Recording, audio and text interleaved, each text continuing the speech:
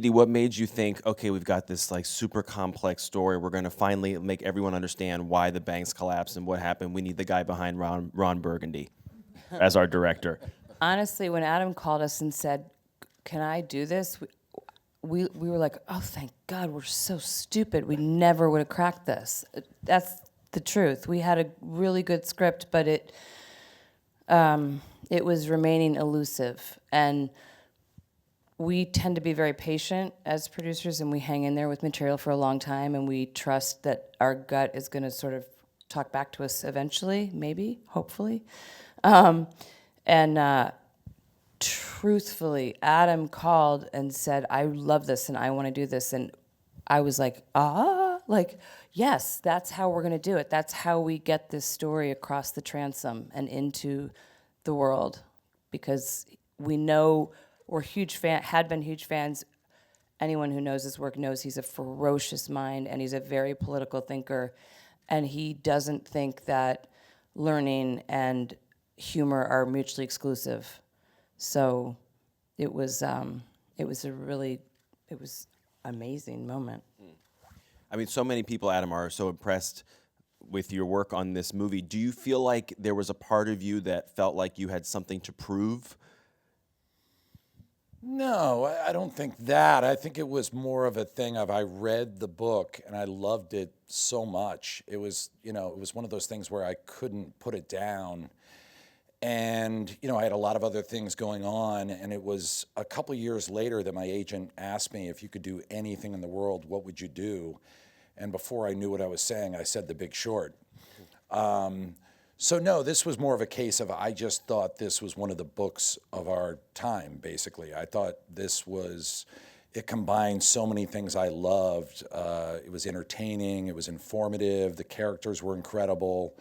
That I just was dying to do it. So if anything, if I had been smart, I would have just said, let's go do another comedy or an action film or something, but it just, at that point, didn't matter. And when Dede and Jeremy were open to me pursuing this, it was really exciting for me. It was one of the most pleasurable script writing experiences I've ever had. Every day I just look forward to it because I loved it so much, and I just felt like it was a story that needed to be on the big screen.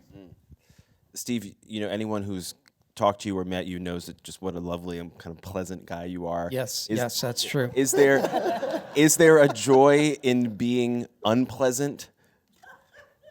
Are you implying that the character is unpleasant? Just a bit. We're not talking Foxcatcher here, by the way, but we're but on that scale. Sure. Yeah, I get to be somebody that I don't get to be at home because my wife would have none of it. But I didn't find the real guy. I mean, I didn't find him to be unpleasant per se. He's brusque. He's very opinionated. He's a guy that feels comfortable in any situation. He came to set the second day I was shooting, and by the end of the day, he was giving Adam notes. He was giving me notes, and they were good. They were good notes. So he backs it up with intelligence and grit and gumption. But yeah, it's fun. It's fun to play characters that aren't necessarily who I am. My understanding, correct me if I'm wrong, all of you, that Christian Bale's character is the only one who is called by the name of the man that he's inspired by. So was your guy, Eisman is his last name, right? Yeah. Was he upset that you weren't playing a guy with his name, given that you were playing a guy inspired by him? At the premiere, he came up to me and said, he said he was really nervous. And I asked him why, and he said, because he said that he thought I was going to portray him as a complete asshole. And he said, because I'm not really that big an asshole. And I said, yeah, you are, sure. And he said, I have a good sense of humor. And I said, no, you don't at all, Steve. But he was very relieved, and Adam's been speaking to him a lot in the last few weeks. He basically emails me every other day with some weird bit of press. Have you seen this? And I'm like, Steve, I've seen it. Don't worry. There's going to be a lot of press. The funny thing was when he was on set, we told him, don't come behind the monitor. Don't give notes to the actors, which... There in like 30 seconds. Instantly. All day. Dede was there behind the monitor. And so I finally went up to him. I said, Steve, you shouldn't be... And in the middle of me talking to him, he got a phone call and walked away. It's true. the highest compliment I can pay this movie is that after seeing it, I feel like I finally understand what happened, right? How important of a goal in the list of goals was that for you all, and how difficult was that to achieve? Yeah, I think early on when I talked to Dede and Jeremy, we decided that, you know, the characters are amazing, but part of the power of the book is that I, a guy who was an English major, who directed the movie Step Brothers, finished the book and actually understood the shape of the fraud and the collapse, and that the information and the characters almost went hand in hand. So we knew it was a really unusual, challenging movie in that sense, that we had this like great cinematic side to it, which were the characters, but we also had this informational side that was kind of crucial. So that was kind of when we talked about the idea of breaking the fourth wall and the idea of like giving information in conjunction. I wanted to make sure if we're going to do this movie that I fully understood how the collapse happened. So I kept talking to economists, I kept reading books, and then I would go back to my wife, for starters, who knows nothing about finance, and I would explain it to her. So then finally she said, all right, I get it. So then I went to my 10-year-old daughter, Pearl, and I would explain it to her, and she would go, Dad, I'm so bored by this. It's all business. And then one day I explained it to her, and she's like, that's kind of interesting. So I knew I had it at that point. Yeah. I love the fact that you and Ryan are kind of teaming up occasionally, and you're bringing out this really funny side of him. Are you going to take the credit? He's hosting SNL tonight. I don't. I just called my wife to have her tape it.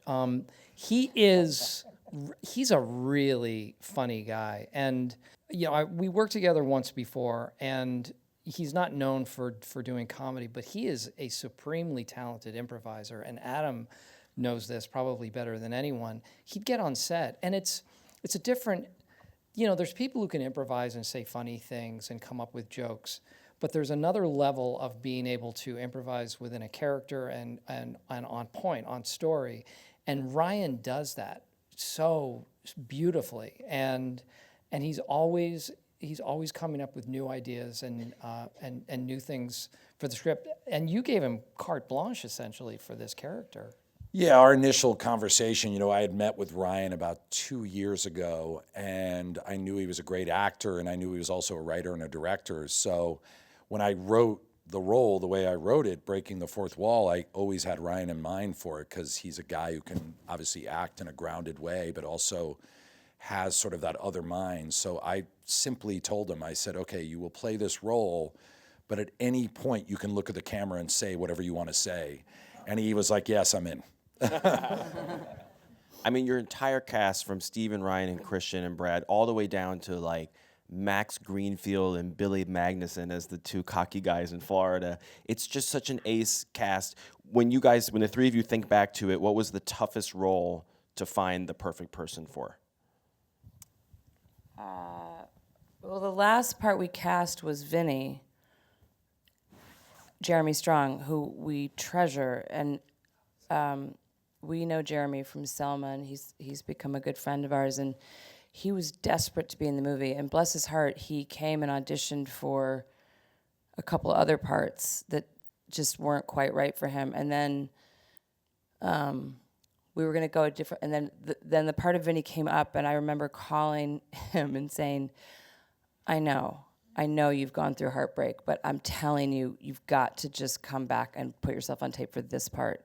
Wow. Please. And he did, and the minute we saw it, we were like, there he is. And that character had proved elusive, or that casting. And it was really amazing to call and say, okay, it worked. That's a great lesson. There's even a crazier edge to the story, which is, you know, Jeremy was so disappointed. He so wanted to be in this movie, and he had read for these roles that he wasn't quite right for. So, like in the bathtub, that thing he did get. I mean, the Margot Robbie part, he really wanted. We said. And so he went and read an article by basically a shrink talking about disappointment and how to deal with disappointment in the creative world. And he read this article and said, oh my God, I have to talk to this guy. And he goes to meet with the guy, and it turns out it's my shrink. Oh. This is a true story.